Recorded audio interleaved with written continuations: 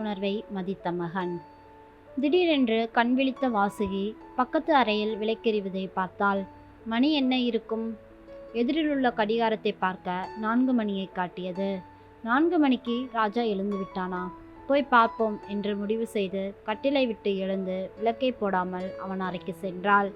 மெல்ல கதவை திறந்தவள் ராஜா என்று கூப்பிட்டு கொண்டே உள்ளே வந்தாள்.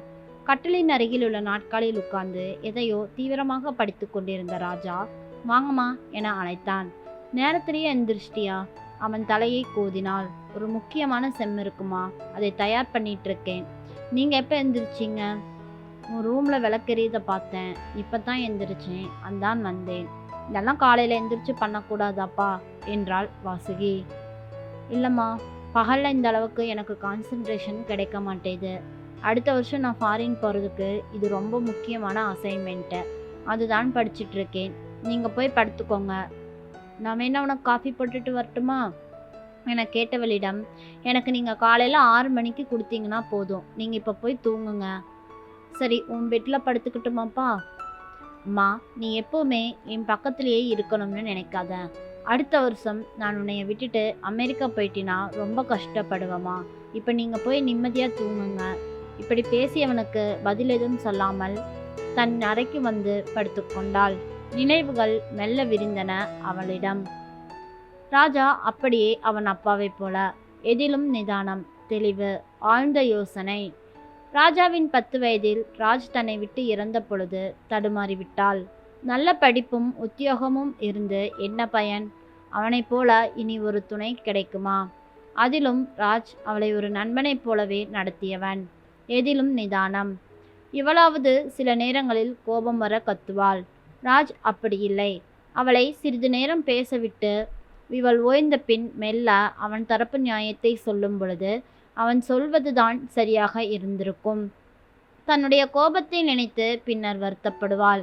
இப்படி இருந்தவன் ஒரு நாள் காய்ச்சல் என்று சொல்லிக்கொண்டு படுத்தான்.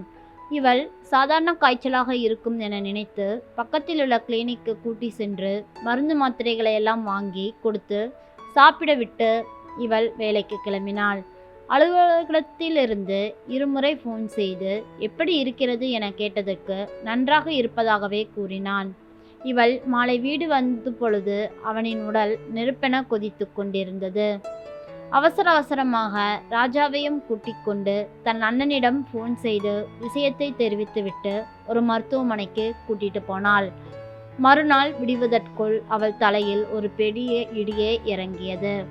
அருகில் அவள் அண்ணன் வெங்கட் இருந்ததால் அவளை ஆதரத்துடன் அணைத்து ஆக வேண்டிய காரியமெல்லாம் செய்துவிட்டான். ராஜ் அவளை விட்டு செல்வான் என அவள் நினைத்து கூட பார்க்கவில்லை. அவள் அண்ணன் தன்னிடம் வந்து இருக்க சொல்லியும் நிதர்சனமாய் மறுத்துவிட்டாள். இங்க பக்கத்துல தானே இருக்கேன், எப்ப வேணா நீயும் வந்து பார்த்துக்கோ, நானும் வந்துக்கிறேன், ஆனா நான் உன் கூட மட்டும் வரமாட்டேன் என சொல்லிவிட்டாள். அதன் பின் 7 வருடங்கள் ஓடிவிட்டன.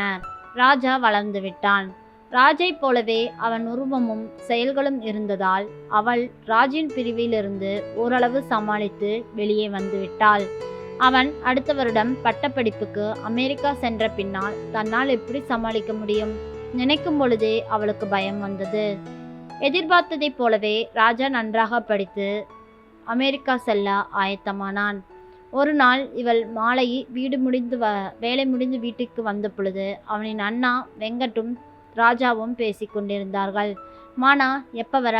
இரு, டீ போட்டு வரேன் என சமையலறைக்கு நுழைய முயன்றாள். வேண்டாமா, இப்பத்தான் நானும் ராஜாவும் டீ போட்டு சாப்பிட்டு உனக்கும் வச்சிருக்கோம்.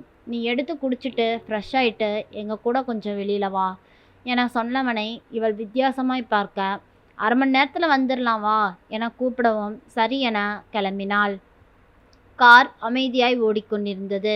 எதுவும் பேசாமல் ஓட்டி வந்த அண்ணனின் முகத்தை கவனித்த வாசுகி ஏதோ சொல்ல நினைக்கிறாள் என நினைத்து மெல்ல செருமினாள். ஏதோ பேசணும்னு சொன்ன, இப்போ பேசாமல் வந்தா எப்படி? அதுதான் எப்படி சொல்கிறதுன்னு நான் யோசிச்சுட்டு இருக்கேன். ராஜா என்கிட்ட 1 மாதத்துக்கு முன்னாடியே பேசினாய் இதை பற்றி. நான் உங்ககிட்ட எப்படி சொல்கிறதுன்னு எனக்கு தயக்கமாக இருக்குது. ராஜா பேசினானா? அப்படி என்ன ரகசியம் உங்களுக்கும் அவனுக்கும்? அவளுக்கு பல சிந்தனைகள் தோன்ற ஆரம்பித்து விட்டனர். அது எப்படி என்கிட்ட சொல்லாமா உங்ககிட்ட வந்து சொல்கிறான்? நீ ஃபஸ்ட்டு சொல்லுனா என்றாள். நானும் அதை எப்படி எடுத்துப்பியோன்னு தயங்குறேன். ராஜ் போன பின்னாடி எதுவும் எனக்கு பெரிய ஷாக்கான நியூஸ் எல்லாம் இல்லை. இதுவும் அப்படி இருக்காது என நினைத்தாள் அவள். ஆனால் அவளுக்கு நினைத்ததுக்கு எதிர்மறையாய் இருந்தது. ராஜா உன்னை திரும்ப கல்யாணம் பண்ணிக்க சொல்றான் என்றார் வெங்கட். இந்த செய்திக்கு அவளுக்கு பெரும் அதிர்ச்சியை கொடுத்தது.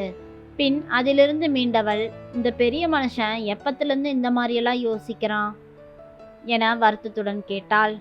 தயவு செஞ்சு புரிஞ்சுக்கோ, அவன் அடுத்த 2 மாசத்துல அமெரிக்கா போயிடுவான். திரும்பி வரக்கு எப்படியும் 5-6 வருஷம் ஆயிரும். அது வரைக்கும் நீ இங்கே தனியாக என்ன பண்ணுவ? அவனோட கவலையெல்லாம் அப்பாவும் போயிட்டாரு. இப்போ நானும் விட்டுட்டு போனா அம்மா என்ன பண்ணுவாங்கன்னு யோசிச்சு கலங்கி நிற்கிறான். அண்ணனின் குரலிலும் ஆதங்கம்.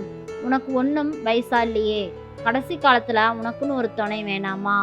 அதைத்தான் அவனும் நானும் ஆசைப்படுறோம். நீ நல்லா யோசிச்சுட்டு சொன்னா போதும். தான் சொல்ல வந்ததை சொல்லிவிட்ட திருப்தி தெரிந்தது அவரின் அண்ணாவுக்கு. இரவு மூவரும் சாப்பிட்டனர். பின் ராஜா அம்மாவிடம் குட் நைட் சொல்லிவிட்டு அவன் ரூமுக்கு சென்றான். இருவரின் மனதிலும் என்ன உள்ளது என்பதை இருவருமே வெளிப்படுத்தி கொள்ளவில்லை. 1 வாரம் சென்றது. அவளின் அம்மா இந்தளவுக்கு அமைதியாக இருக்க காரணம் அவனுக்கு உறுத்தலாக இருந்தது. ஒரு நாள் அலுவலகம் கிளம்பும் முன் ராஜாவிடம், இன்னைக்கு மதியமே லீவு போட்டுட்டு வந்துடுவேன், நாம் கொஞ்சம் வெளியில் போயிட்டு வரணும், நீ ரெடியாக இரு என சொல்லிவிட்டு கிளம்பினாள். மணி 3 ஆகியது. இருவரும் காரை எடுத்துக்கொண்டு கிளம்பினார்கள். மௌனமாய் உட்கார்ந்திருந்தான் ராஜா. கார் ஒரு ஆசிரமத்துக்குள் நுழைந்து சிறிது தூரம் சென்று நின்றது. வாசுகி கீழே இறங்கி, ராஜா என் கூட வாப்பா என அழைத்து சென்றாள். முன்வாசல் வழியாக நுழைந்து அங்கே இருந்த நாற்காலியில் பெண்ணிடம் பெயரையும் விலாசத்தையும் சொல்ல அந்த பெண் உள்ளே சென்று இவர்களை உள்ளே அழைத்தன. வாசுகியை பார்த்து மெல்ல புன்னகித்து வாருங்கள் என கூட்டிச் சென்றார்கள். அங்கே 5 வயது நிரம்பிய ஒரு பெண் குழந்தை இருந்தது. அது சிரத்தையாய் ஏதோ செய்து கொண்டிருந்தாள். இவர்களை பார்த்தவுடன் ஓடி வந்து அந்த பெரியவர்களின் அருகில் நின்று கொண்டது அந்த குழந்தை.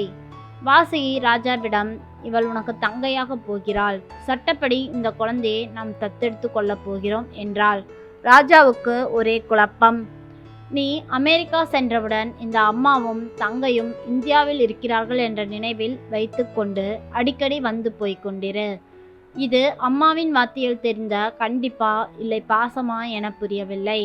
அம்மா இனி தனியாக இல்லை என்ற எண்ணமே அவனுக்கு நிறைவாய் இருந்தது.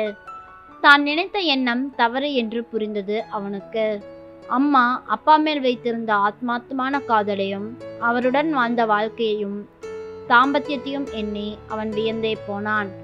தனக்கு ஒரு தங்கச்சி கிடைத்துவிட்டாள் என்ற சந்தோஷமும் அம்மா பற்றிய பயமும் இல்லாமல் சந்தோஷமாய் வீட்டுக்கு கிளம்பினான் ராஜா.